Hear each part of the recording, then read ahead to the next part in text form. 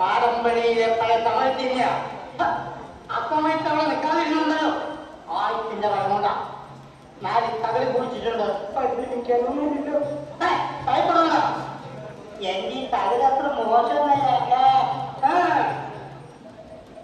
മിണ്ടാതെ ഉഴിയാടാതെ മേടക്കുള്ളിലെ നാലും വിളിക്കണം.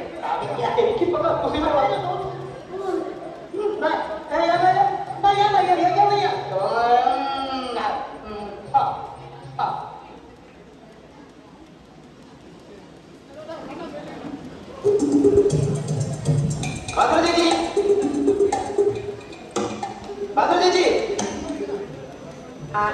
നീയാണോ?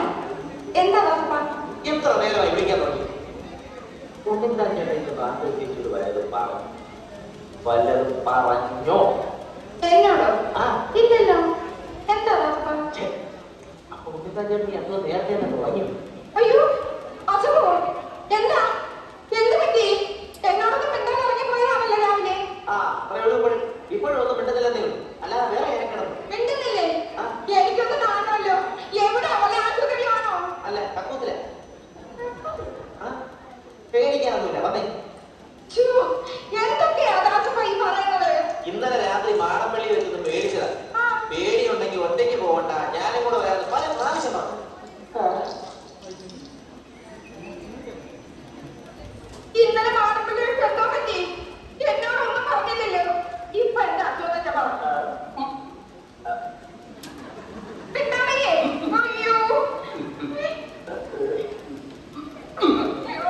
എന്തൊക്കെ കാണിക്കുന്നേ? കണ്ടോ? അയ്യോ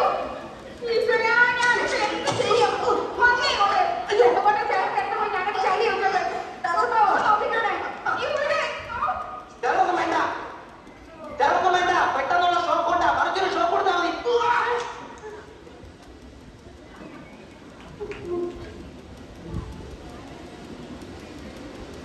മിണ്ടാതിരിയാതെ കൊണ്ടുപോയി അടയ്ക്കല്ലേ. പിന്നെ അത് വരണ്ടോ?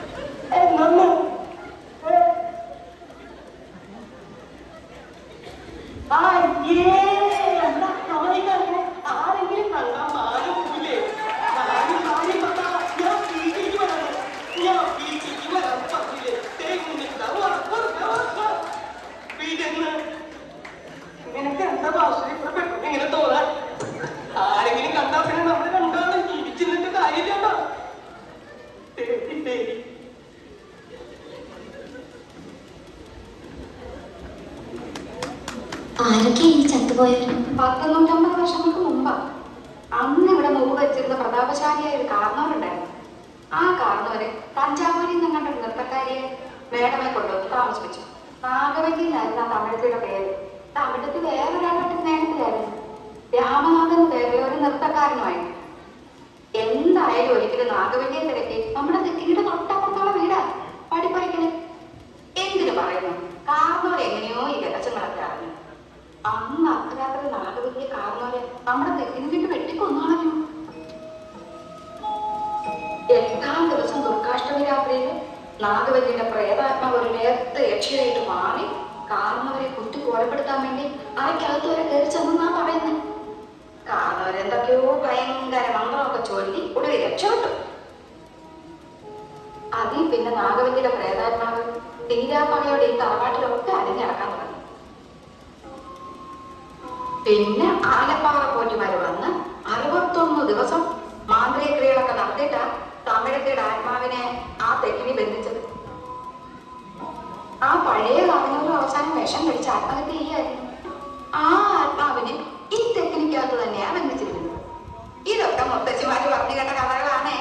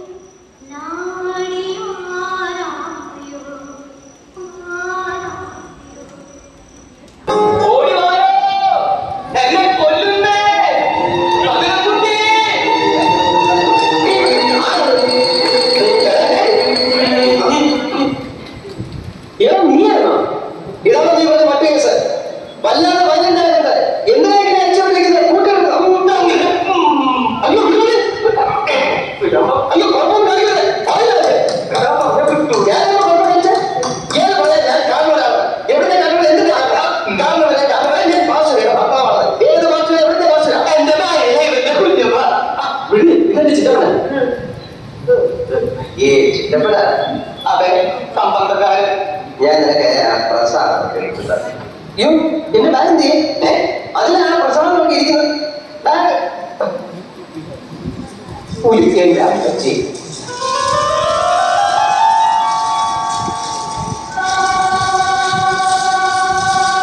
അയ്യോ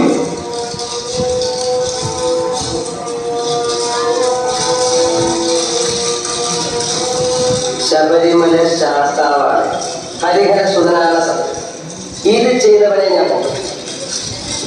മണിച്ചിത്രം പൂട്ടിട്ട് ഞാൻ കൂട്ടും.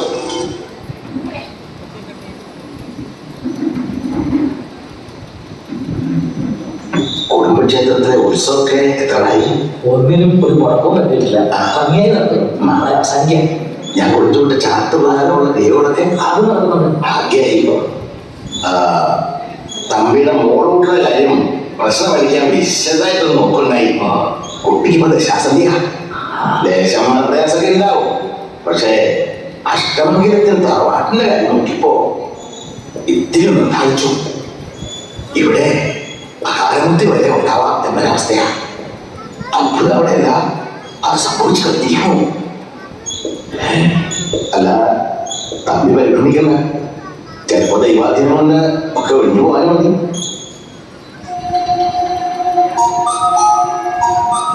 എവിടെയോ കണ്ടു മാറുന്ന പോലെ തോന്നണമല്ലോ.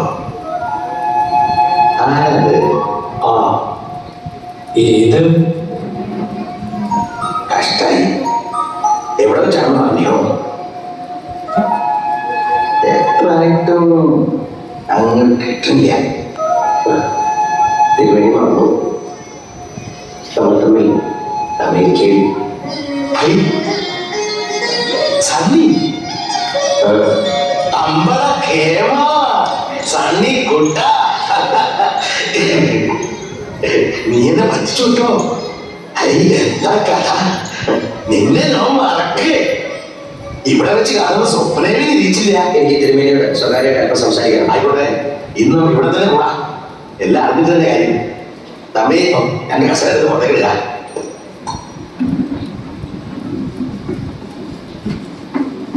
പാറമ്പള്ളിയിലെ മാനസിക രോഗി നീ വിചാരിക്കുന്ന പോലെ ശ്രീദേവിയല്ല. ആ രോഗി നിന്റെ ഗംഗയാണ്. എന്തെങ്കിലും എനിക്ക് ചെയ്യണമെങ്കിൽ ഗംഗയുടെ ബാല്യത്തെക്കുറിച്ച് അറിയണമായിരുന്നു.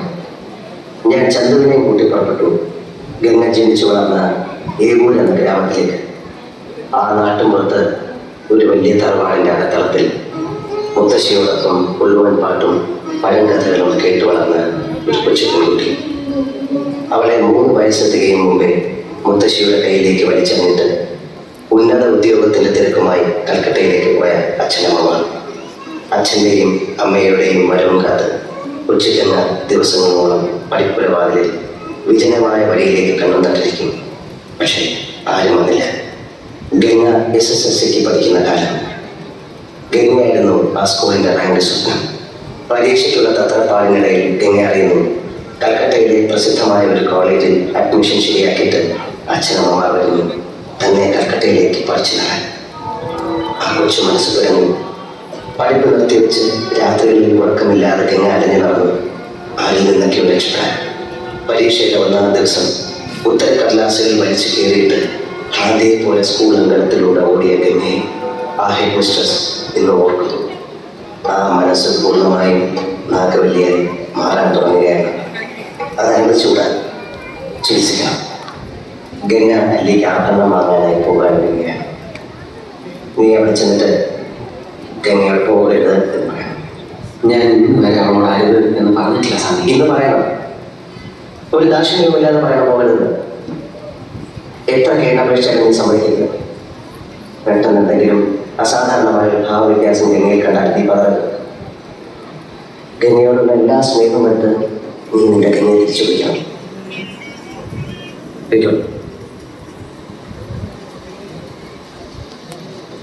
ഗംഗ ഇപ്പൊ എവിടെ പോകുന്നു? അതുകൊള്ളാം. ഞാൻ പറഞ്ഞില്ലേ അല്ലെങ്കിൽ കല്യാണാന്തരം എടുക്കാൻ പോണെന്ന്.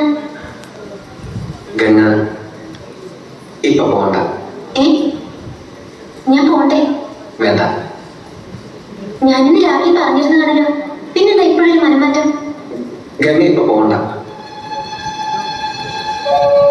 അതെന്താ? അല്ലിക്ക് ആഭരണം എടുക്കാൻ ഞാൻ കൂടെ പോയാലേ? വേണ്ടെന്ന് പറഞ്ഞില്ലേ? എന്താ എന്താ ഞാൻ കൂടെ പോയാലേ? പോകണ്ട.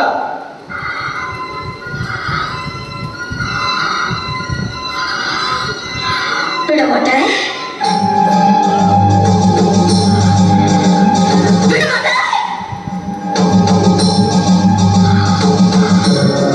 அப்ப நீ என்னை இங்கிருந்து எங்கேயும் போக விட மாட்டாய். ஐயோ நாயே, உனக்கு எவ்வளவு தைரியம் இருந்தா இப்போ என் கண் முன்னாடி வந்து நிற்ப? இன்னைக்கு தான் கஷ்டமே. உன்னை நான் கொண்டு ஒரு ரத்தத்தை குடிச்சு உக்கார நடப்பிடுவேன்.